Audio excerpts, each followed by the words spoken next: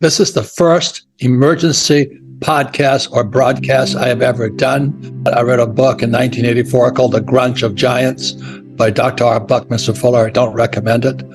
But what Fuller said was that our wealth is stolen via the banks. So I'll give you a little bit of history. In 1971, there was a guy named D.B. Cooper, and he supposedly jumped out of the back of a 727 in 1971.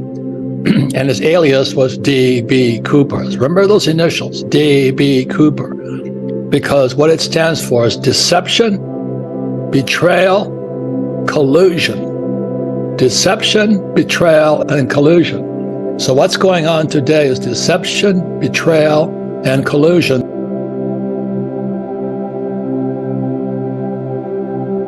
What Janet Yellen was saying, we all left Monday thinking that, hey, it's okay. The banks are going to be bailed out, and it won't be at the taxpayers' expense, which we all knew was a lie. It would be at your dollar's expense or your deposit's expense, in the respect that the money had to be created out of thin air, and we just figured that would mean more inflation. And so all of the banks, regardless of their poor choices, their gambling, if you will, in depositors' assets, and we'll talk about that in a moment, that they'd be bailed out, and that this would just be an ever-increasing party of printing and of backstopping the banks. And what she said yesterday was truly shocking to me.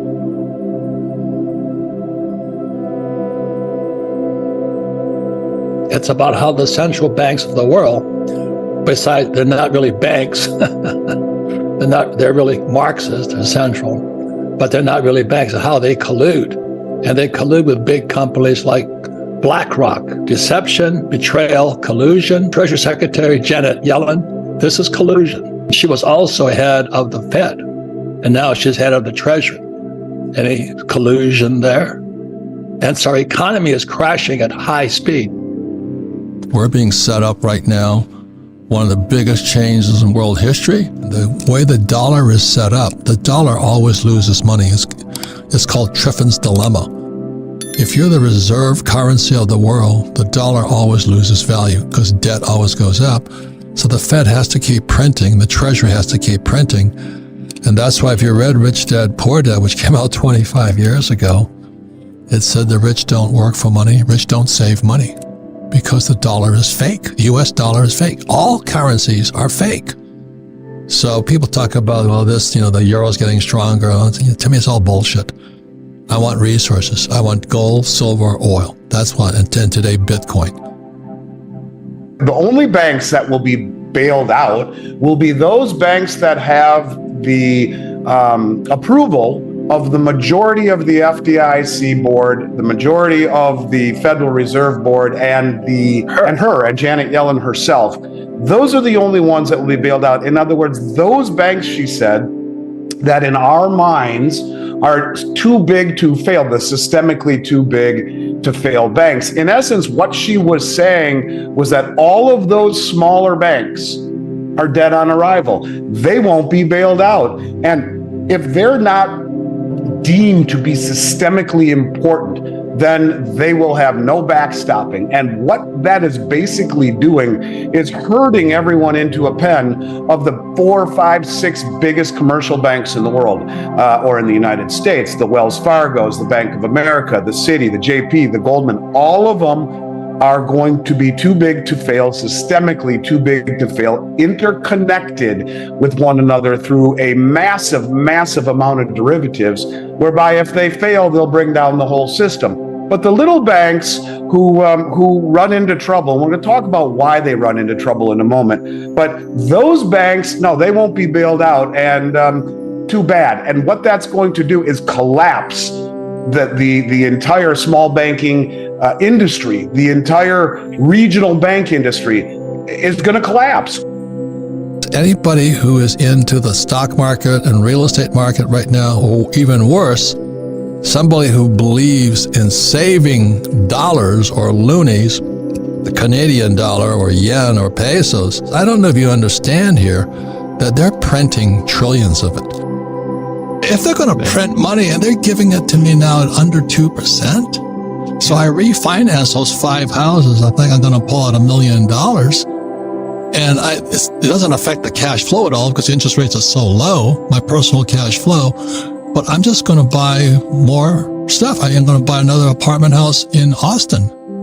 You know why? Because every time they print money, every time the Fed and the Treasury print money, they screw the working class. Lower interest rates causes inflation, which makes it impossible for young people and poor people and working class people to afford their first house. So naturally, they're going to move into my apartment house. You know, this is called macroeconomics, but there's a debt to GDP ratio. So if we borrowed money at 90% debt to GDP ratio, then the economy, the GDP grew by 1.1%. So it was a healthy economy.